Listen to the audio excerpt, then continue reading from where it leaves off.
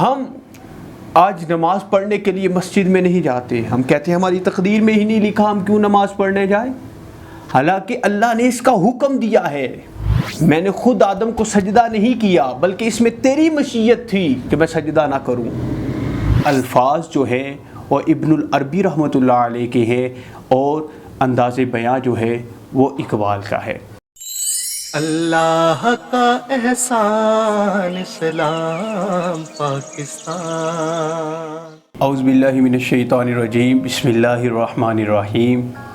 گناہگارم سیاہکارم شفاعت یا رسول اللہ. خراب و خستہ و خارم شفاعت یا رسول اللہ. قصوری را حضوری کن دوائے درد دوری کن. دلم تاریک نوری کن شفاعت یا رسول اللہ. السلام علیکم ورحمۃ اللہ وبرکاتہ. ناظرین کرام، آپ دیکھ رہے ہیں اسلام پاکستان اور میں ہوں آپ کا اپنا میزبان علی اسلام.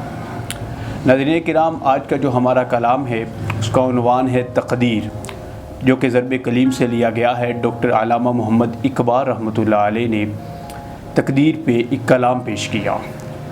انہوں نے حضرت شیخ محی الدین ابن العربی کی ایک مایہ ناز تصنیف سے تقدیر کے ٹاپک پر کچھ الفاظ لیے اور اس پر اپنا کلام پیش کیا. یعنی الفاظ جو ہیں وہ ابن العربی رحمۃ اللہ علیہ کے ہیں اور انداز بیاں جو ہے وہ اقبال کا ہے. آئیے سنتے ہیں اقبال کا پہلا شعر. اے خدائے کن فقا مجھ کو نہ تھا آدم سے بیر، وہ زندانی نزدیک و دور و دیر حضور. ناظرین کرام، جیسا کہ آپ نے سنا، ابلیس جسے شیطان کہا جاتا ہے وہ رب کی بارگاہ میں شکوہ کر رہا ہے اور کہہ رہا ہے مولا مجھے آدم سے کوئی بیر تو نہیں تھا، مجھے آدم سے کسی قسم کا کوئی بیر تو نہیں تھا، کوئی دشمنی تو نہیں تھی نا. وہ تو خود زمین و مکان کے، دور و نزدیک کے، دیر و جلد کے گورکھ دھندوں میں پھنسا ہوا ہے. سنتے ہیں اقبال کا اگلا شعر. حرف استکبار تیرے سامنے ممکن نہ تھا، ہاں مگر تیری مشیت میں نہ تھا میرا سجود. جیسا کہ اللہ نے قرآن میں فرمایا نا، وَإِذْ قُلْنَا لِلْمَلَائِكَةِ اسْجُدُوا لِآدَمَ فَسَجَدُوا إِلَّا إِبْلِيسَ أَبَىٰ وَاسْتَكْبَرَ وَكَانَ مِنَ الْكَافِرِينَ. اور جب ہم نے کہا کہ آدم کو سجدہ کرو، سبھی نے سجدہ کیا ماں سوائے ابلیس کے. اس نے تکبر دکھایا اور کافروں میں سے ہو گیا. تو اسی کو ابلیس رب کی بارگاہ میں عرض کر رہا ہے کہ اے مالک و مولا، میں آدم سے کوئی بیر نہیں رکھتا تھا، میں نے خود آدم کو سجدہ نہیں کیا بلکہ اس میں تیری مشیت تھی کہ میں سجدہ نہ کروں. میری کیا مجال کہ تو حکم دے اور میں سجدہ نہ کروں، اس میں میرا کوئی قصور نہیں ہے بلکہ تیری مشیت تھی. سنتے ہیں اقبال کا اگلا شعر.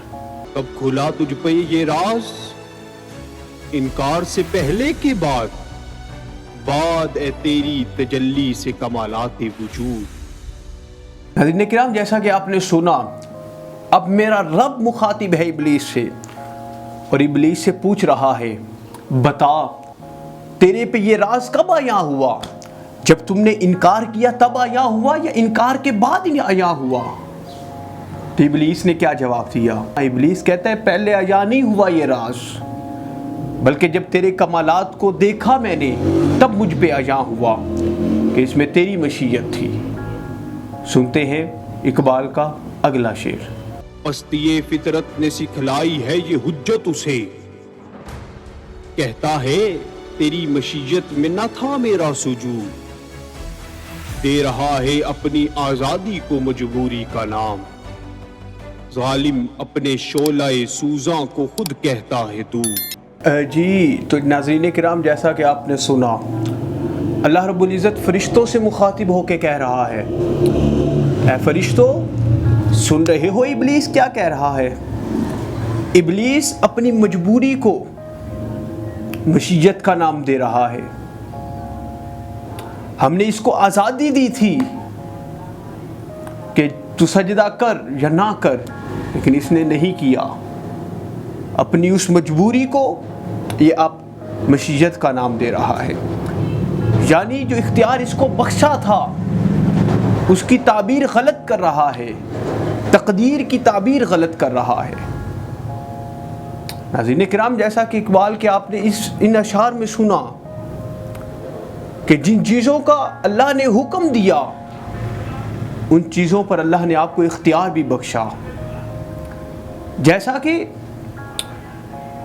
ہم آج نماز پڑھنے کے لیے مسجد میں نہیں جاتے، ہم کہتے ہیں ہماری تقدیر میں ہی نہیں لکھا، ہم کیوں نماز پڑھنے جائیں، حالانکہ اللہ نے اس کا حکم دیا ہے۔ اقبال تقدیر کی غلط تشریح نہیں کر رہے، بلکہ یہ کہہ رہے ہیں جن چیزوں کا اللہ نے حکم دیا ہے ان کا اختیار بھی تم کو بخشا ہے۔ جیسا ہم نماز پڑھنے نہیں جاتے، کہتے ہیں ہم تک اللہ نے تقدیر میں نہیں لکھا ہماری نماز پڑھنا، یہ بات غلط ہے۔ اللہ نے آپ کو حکم دیا ہے، آپ کو اختیار بھی بخشا ہے۔ ہمارے استاد محترم بتایا کرتے تھے کہ بیٹا دو رستے ہیں، ایک شیطان کا رستہ ہے، ایک رحمان کا رستہ ہے۔ یہ آپ پہ ڈیپینڈ کرتا ہے آپ کس رستے پہ چلتے ہیں۔ چاہے تو آپ شیطان کا رستہ چوز کر لیں، چاہے آپ رحمان کے رستے پہ چل جائیں۔ شیطان کے رستے پہ جائیں گے تو بربادی ہی بربادی ہے، لیکن رحمان کی بات مانیں کہ رحمان کے حکم پہ چلیں گے تو اللہ آپ کو اور عزتوں سے نوازتا چلا جائے گا، کیونکہ عزت اور ذلت کا وعدہ اللہ رب العزت نے کیا ہوا ہے۔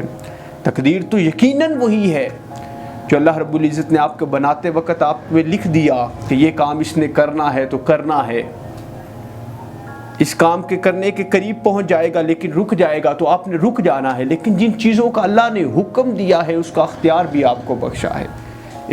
اس کلام سے ہمیں پتہ چلا کہ اللہ رب العزت جس چیز کا حکم دیتا ہے اس کا اختیار بھی انسان کو بخشتا ہے۔